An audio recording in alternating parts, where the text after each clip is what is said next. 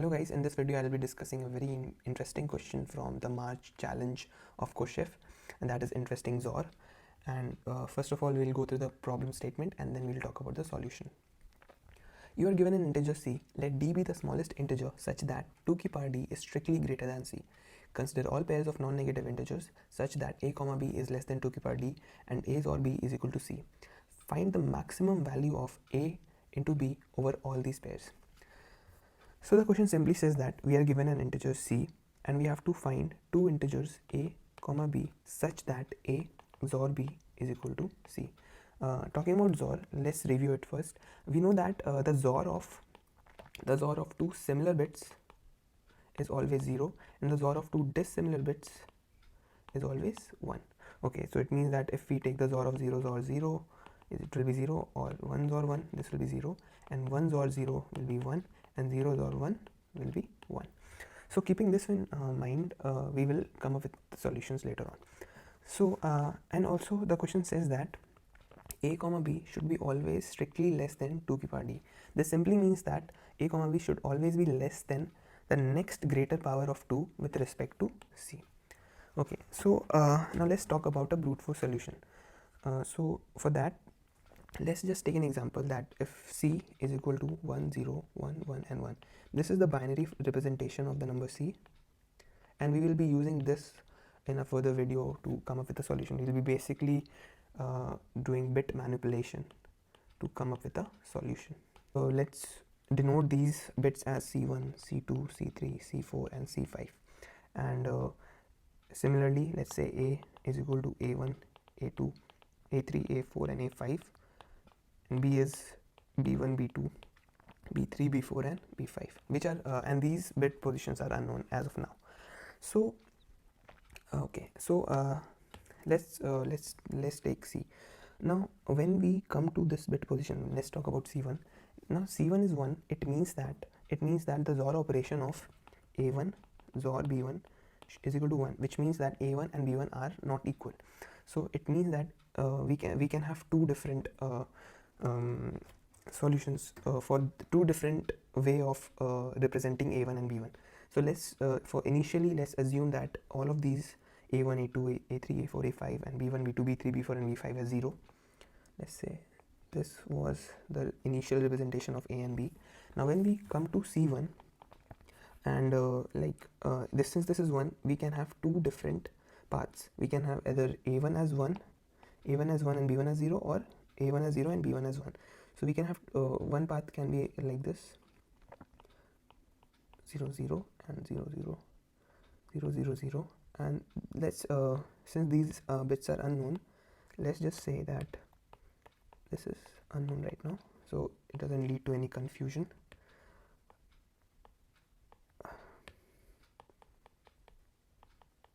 Okay, so this is either this can be the possibility or this can be the possibility. Okay, so similarly when we when we come to c2, we can see that c2 is 0. Now since c2 is 0, we know that the XOR of similar bits is 0. So we can either have a2 b2 as 0 or a2 and b2 as 1. So since we want a into b as maximum as possible, what we'll do is we will take a2 and b2 as 1, because that will maximize a and b and that will further maximize the product. So whenever cx is 0, it simply means that ax is equal to bx and these both bits will be 1. So it means that we have just one path from here, from 0, and just let me just change it here itself. This means that these both bits will be 1 and 1. Okay, so now when we come to c3 again, now this will further lead two paths from this and two paths from this, and when we come to c4, we will further get two paths from here,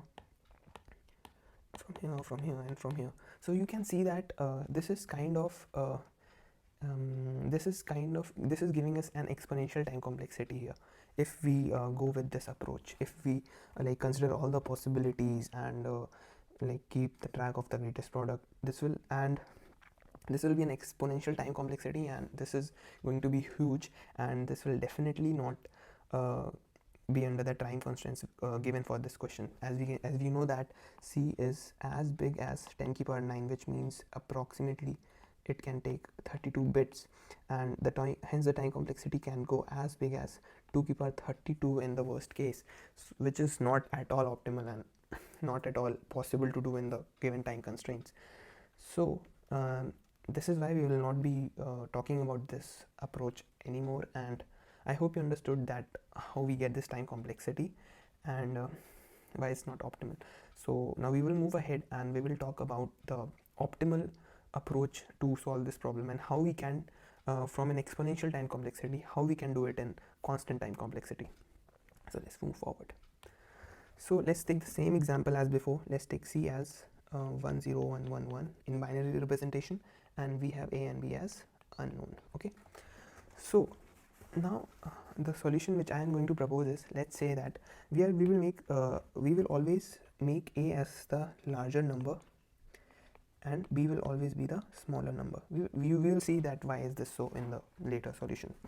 So when we come to this was C1, C2, C3, C4 and C5. So when we come to C1, we can see that C1 is 1. So my solution is that whenever when we start traversing from the left side of left to right of the binary representation of C, whenever we encounter the first one, in that case we will give 1 to that particular bit position in A.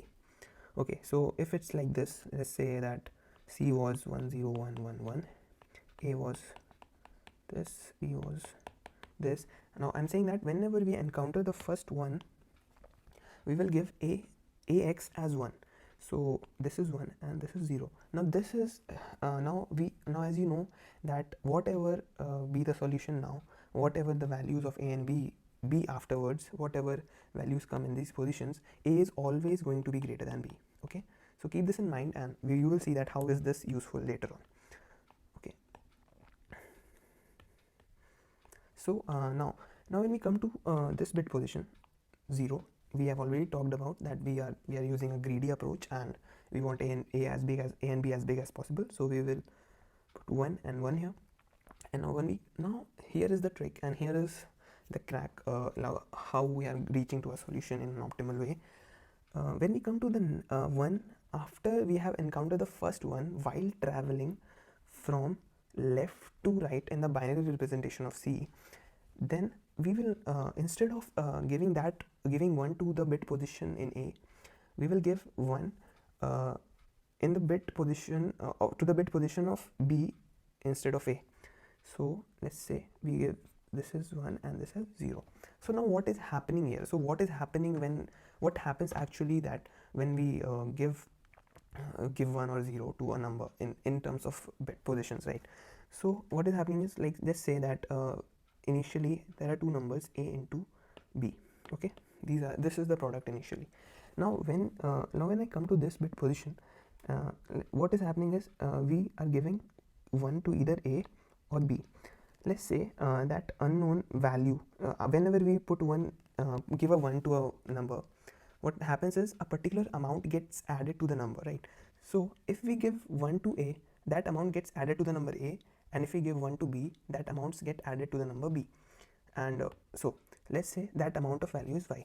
So if we add Y to A, the product will become A plus Y into B, and if we add Y to B, then the product will become A into B plus Y. Now what do you think, which will be the larger value in this case, in these two values? Let's just open these brackets. This is AB plus BY and this is AB plus AY, and remember this thing, that A is always greater than B because we give the first one to A. So which one is bigger? This is the same thing, A, so this gets cancelled, and since A is greater than B, we can simply see that this value is bigger than this. So it means that instead of whenever we have encountered the first one and when we encounter the one after that in the binary representation of C while traveling from left to right, we will always give 1 to the respective bit position in B, that is the smaller number, instead of A, that is the larger number. Okay, So this is I hope you get the solution, and why is and we have also proved it mathematically that why it is optimal and why should we do so in order to reach a solution. Let's talk about the time complexity for this solution now. We know that C is as big as 10 to the power 9, which means that it can take around 32 bits in binary representation. We know that since we are traveling the binary representation of C from left to right just once, it means that the time complexity would be around big of 32, which is a constant time complexity. So we can see how we came from an exponentially, which is a huge time complexity, to a constant time complexity.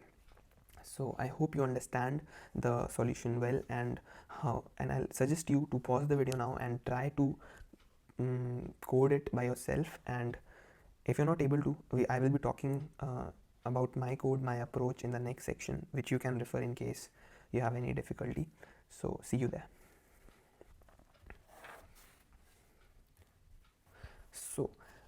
So this is my code, and since we have multiple test cases, for each test case I have defined a method solve.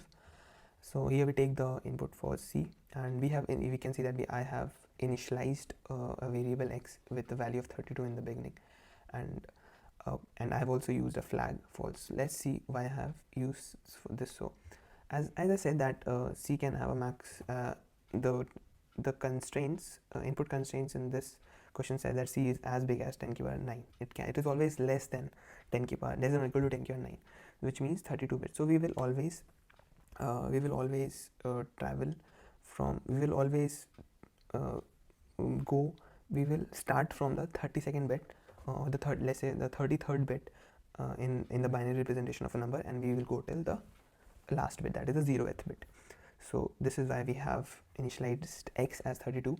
And talking about the use case for this flag, let's say since we are taking an example of 10111, let's say if we are talking about 32 bits, so we have many redundant zeros here like this, and then we have 10111. Let's say this is the 33rd bit here, and okay, this is the 33rd bit here, and from here we are moving in this direction to the last bit. So as I said that whenever we encounter a 0, we have to take ax as 1 and bx as 1. So if we take a 1 for these zeros, this will simply violate the condition that a and b should be less than 2 to the power d. So in order to avoid this, we are using a flag, and which will be initially set to false, and the flag will only be set to true after we have encountered the first one in the binary representation of the number C. So this, we will do nothing for these zeros, and when we come to this one, what we'll do is we have discussed it, that we will see in the code next. So yeah, whenever we encounter a 1, we will add that particular bit position. We will add a 1 to that specific bit position in A, and we will set the flag to true, which will signify that now we have encountered a 1 and now we can move ahead. So basically this is the use case of the flag. And yeah, and else if and after that, if whenever we encounter a 1 after the first one, we will always add 1 to that specific bit position in B instead of A, which is the smaller number. And this specific block will be executed whenever we get a 0, and if the flag is still false, then we will continue. We will not execute this 2 lines of code, and we'll just move straight away to this line here. But if the flag is true, it means that we have encountered a 1, and hence we will add 1 to that specific bit position in A and B as well. So this loop will continue, and continue till we have evaluated all the bits of the number C. And when we come out of this loop, we are sure that we will get the most optimal value of A and B, such that A into B is maximum. So so this is my solution. And if you're not able to understand the left shift operator here, yeah, this is I'll explain this too. Like if I say that let's say that x is equal to 5 in the beginning. So if I say 1 left shift 5, it simply means that the 1 in binary representation was something like this, and when we do this, it means this whole binary representation will shift to the left by 5. So what will happen is this will move to 1, 2, 3, 4, 5. Yeah, here. And similarly, this will move to here, this will move to here, this will move to here, and this will move to here. Similarly, so this is the use of this left shift operator. And whenever we are ANDing it, when we are doing the AND operation of 1 left shift X and C, this helps us to basically isolate that bit. This helps us to basically find out that whether that specific bit position is 1 or 0. So if it's 1, then we will get a non-zero value for this, and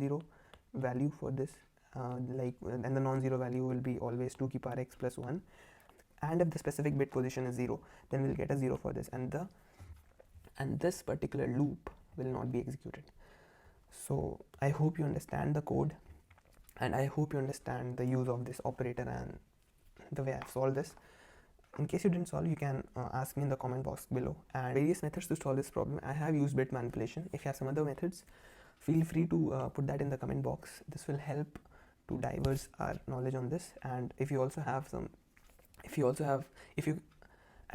can contribute by giving your code in different languages like Python, JavaScript, R, or something else, that will also be that would also be very highly appreciated.